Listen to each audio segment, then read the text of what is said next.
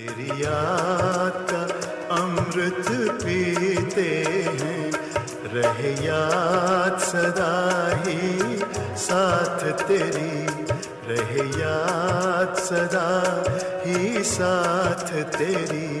बस और न हम कुछ चाहेंगे, बस और न हम कुछ चाहेंगे, तेरी याद का अमृत पीते। बाबा के पास वतन में भोग लेकर के गई। बाबा को जाने के साथ ही सभी भाई बहनों की स्नेह भरी दिल की याद प्यार दी। याद प्यार देते बाबा कहने लगे, बच्ची सतगुरु बार का दिन बाबा के पास सवेरे से ही बच्चों की यादें बाप के पास पहुंचती रहती है। हर बाबा का बच्चा बाबा को उसी प्रकार याद देते रहते हैं और बाप भी बच्चों की याद के साथ उनकी हर बात को बाबा भी समझते हैं। ऐसे कहते हुए बाबा ने आज वतन में दो दृश्य इमर्ज किए। एक दृश्य दिखाया पहले जमाने में, पहले समय में एक चक्की होती थी जो हाथ से घुमाते थे। उसमें महीन भी आटा होता तो मोटा भी निकलता था।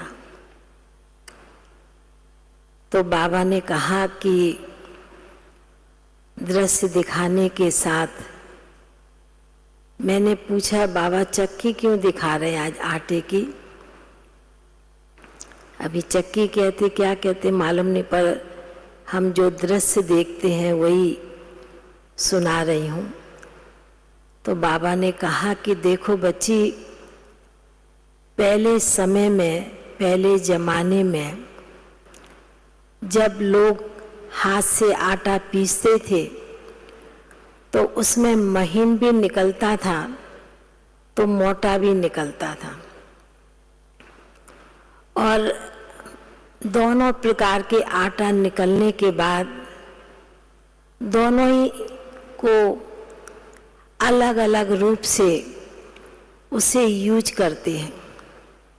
आटे को भी, मोटे को भी वेस्ट नहीं होने देते और महीन को भी वेस्ट नहीं करते थे, सफल करते थे। तो बाबा ने कहा उसी प्रकार आदि काल में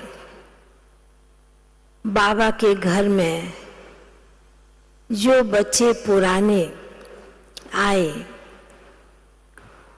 उस समय बाबा का ज्ञान बहुत ही मोटा था, महीनता का ज्ञान नहीं था। बाबा बच्चों के थोड़े ही रूप में इतना अच्छी तरह से स्पष्ट कर देते थे जो बच्चों की बुद्धि में वो बात बैठ जाती थी। अभी समय के अनुसार बाबा का ज्ञान बहुत महीनता की ओर जा रहा है। उसी प्रकार साइंस के आधार से मनुष्यों की बुद्धि भी महीन बनती जा रही है, विशालता में जा रही है। पर बाबा ने कहा कि दुनिया में भी मोटे आटे का बहुत मूल्य था उस समय। अभी भी कई लोग उसी प्रकार मोटे आटे को यूज करते हैं। तो बाबा ने कहा कि इसलिए बाबा दोनों प्रकार के बच्चों को देख रहे हैं, पुराने आदि काल के बच्चों को भी देख रहे हैं कि किस प्रकार आदि काल में शुरू में बाबा के मोटे ज्ञान को भी, गुप्त ज्ञान को भी बच्चों ने कितना सही रीति से समझा, और अभी के अनुसार महीन विशाल बुद्धि दुनिया के भी बच्चे हैं तो ब्राह्मण बच्चे भी हैं, पर बाबा ने कहा वह शक्ति ताकत नहीं है। ऐसे बाबा ने एक दृश्य दिखाते हुए फिर बाबा ने एकदम झट दूसरा दृश्य दिखाया। आज दोनों ही दृश्य बड़े सुंदर गहरे थे। बाबा ने एक रुई दिखाई, और रुई को जिस प्रकार पुराने समय में लोग बत्ती भी दीपक जलाने के लिए करते थे और तार के रूप में लंबा खींचते भी जाते थे, जो पुराने होंगे वो समझते होंगे। तो बाबा ने कहा कि देखो बच्ची, उसके पहले फिर मैंने बीच में कहा कि बाबा विशेष मधुबन में बहनें आई हैं भट्टी करने के लिए, तपस्या करने के लिए। बाबा ने कहा इसलिए तो मैं दिखा रहा हूँ बच्ची तुमको। बाबा ने फिर रुई की तार की तरह लंबी खींचते हुए दिखाया। बाबा ने कहा कि देखो ये रुई है ना, ये दीपक का भी काम करती है, और इसको लंबे तार की तरह खींचते जाते हैं तो लंबी होती जाती है। जो पुराने हैं ना वो समझते हैं। तो बाबा ने कहा कि इसी प्रकार जो समय के अनुसार बच्चों की बुद्धि इतनी विशाल, इतनी दूरदेशी होनी चाहिए, जिस प्रकार ये रुई को जितना खींचते हैं उतनी लंबी होती जाती है, बीच में तोड़ देते हैं तो फिर दूसरे से फिर शुरू करते हैं। तो बाबा ने कहा कि इसलिए समय के अनुसार बच्चों का बुद्धि की तार, बुद्धि की लगन बहुत ही तीखी होनी चाहिए।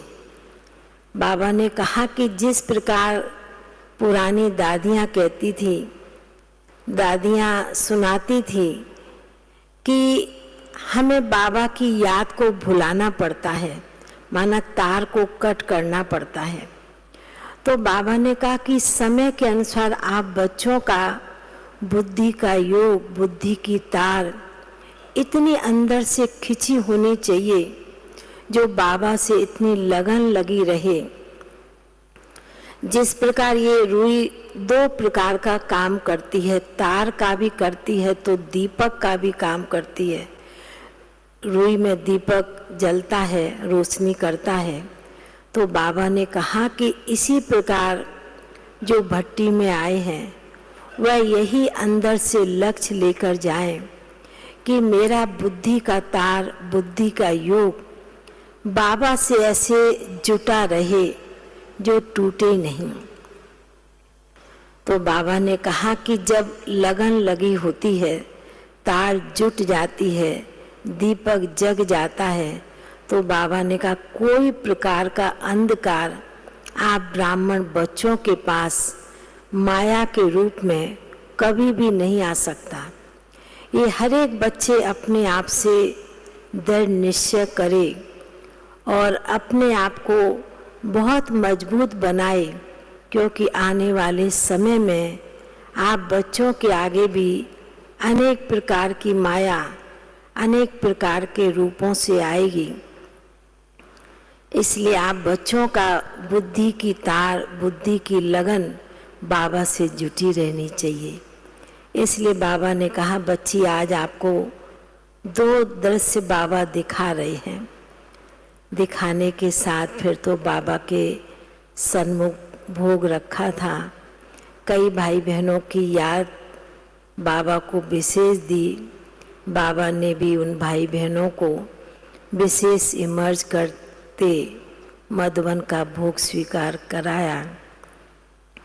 और फिर बाबा ने सभी आई हुई बहनों को भी बहुत बहुत दिल का स्नेह, दिल की याद प्यार दी। बाबा ने कहा यही दिल का याद और प्यार, दिल की लगन बना के रखेंगे तो बाबा की मदद का भी अनुभव होता रहेगा बच्चों को। ऐसे कहते बाबा का याद प्यार लेते हुए सभी के प्रति फिर नीचे आ गए। ओम शांति।